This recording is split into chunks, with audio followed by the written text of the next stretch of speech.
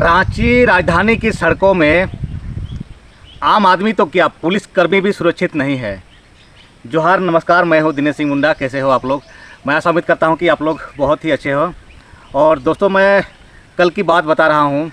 कल रांची राजधानी के कट्ठल मोड़ में एक पुलिसकर्मी, जो ट्रैफिक पुलिसकर्मी थे, उस पर ऑटो चालकों ने हमला कर दिया।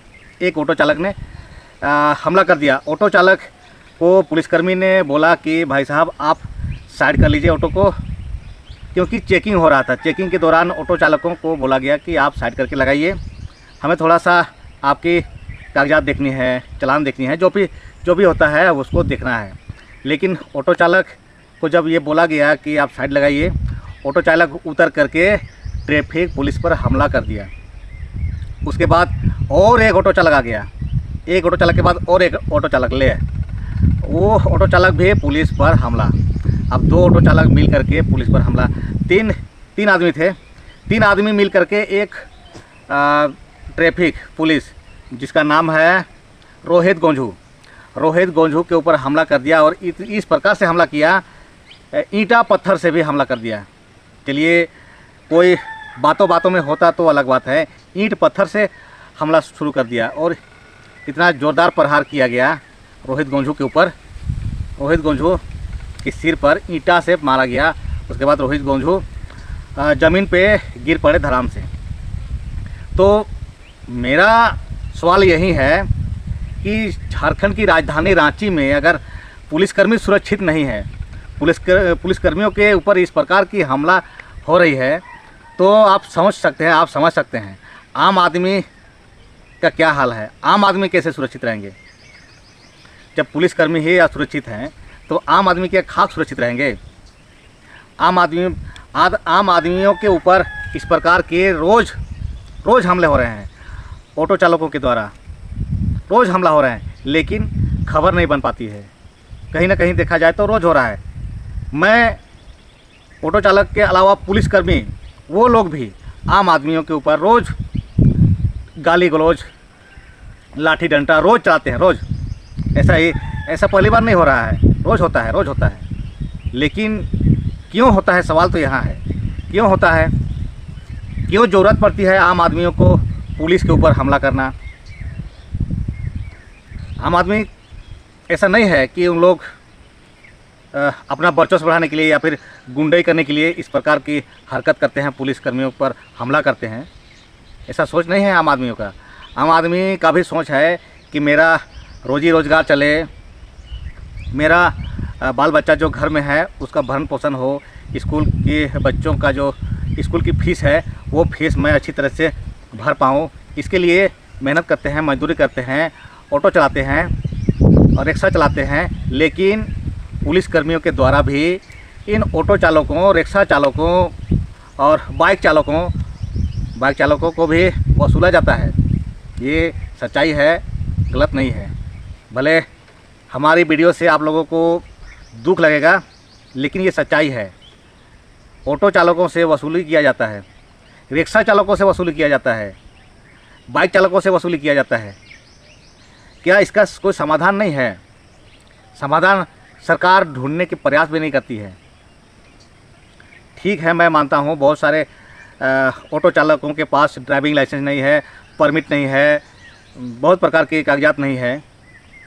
तो क्या उन कागजातों को तुरंत बनाने की कोई प्रक्रिया क्यों नहीं की जाती है?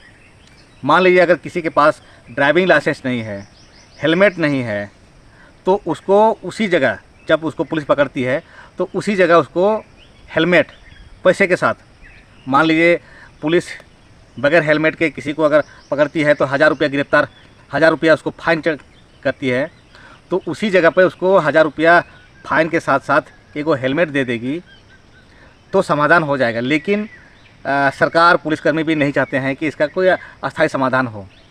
अगर किसी के पास ड्राइविंग लाइसेंस भी नहीं है तो उसको पकड़ करके तुरंत आप ड्राइविंग लाइसेंस इशू करवा दीजिए, फाइन के साथ इशू करवा दीजिए। क्योंकि ड्राइविंग लाइसेंस बनाने में भी अच्छों का पसीना छूट जाता है।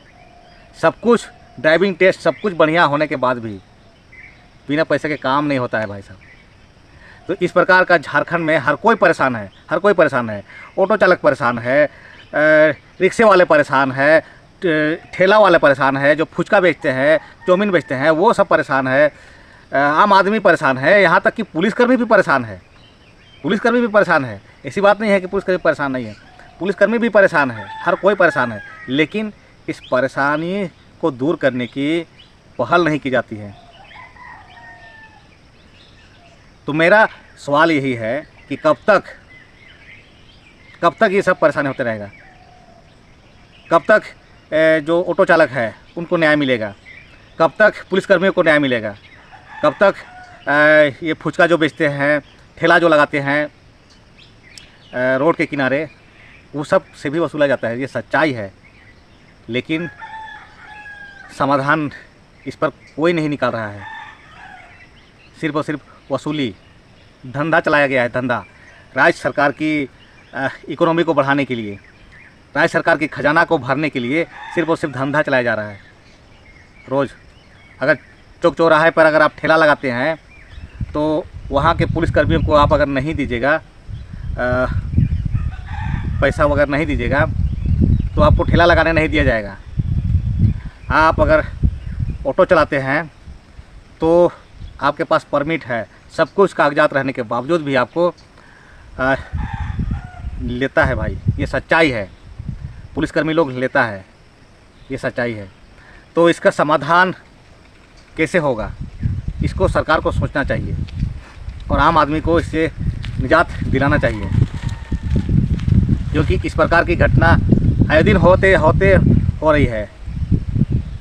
हमारे झारखंड ही नहीं, अन्य राज्यों में भी पुलिसकर्मियों के ऊपर इस प्रकार के हमला होते हैं। कब तक हमला होते रहेगा?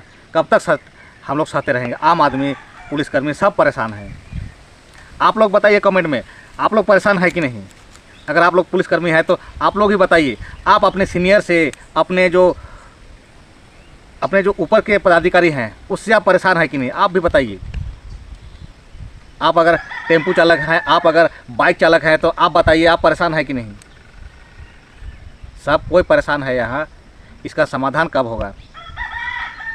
तो चलिए दोस्तों, आज का वीडियो यहीं पे याद करते हैं। हमें बहुत ख़राब लगा एक पुलिसकर्मी के ऊपर इस प्रकार का हमला किया जाना।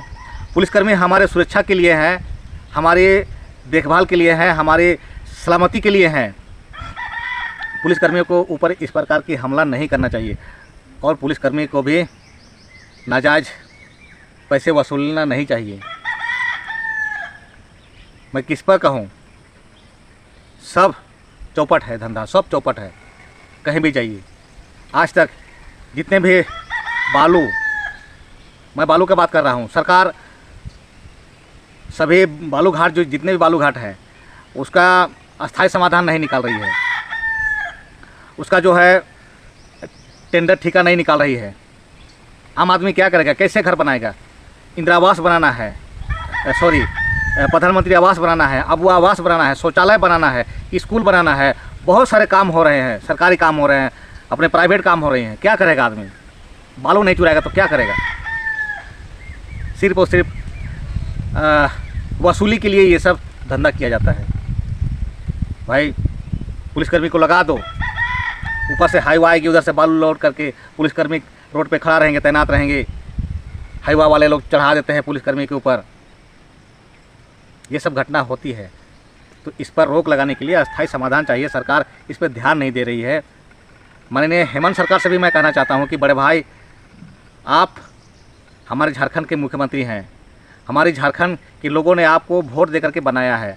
आप कम से कम यहाँ की जनता के लिए कुछ तो ऐसा करिए जो परेशान जनता है, सब कोई परेशान है, उससे निजात दिलाइए। तो चलिए आप आज का वीडियो यहीं पे अंत करते हैं। आई होप कि ये वीडियो आप लोग को पसंद आया होगा। पसंद आया तो लाइक कमेंट शेयर कर दीजिएगा। आप लोग बताइएगा, आप लोग परेशान है कि नहीं? मैं तो भाई परेशान हूँ। आप लोग परेशान है कि नहीं? आप लोग जरूर बताइएगा।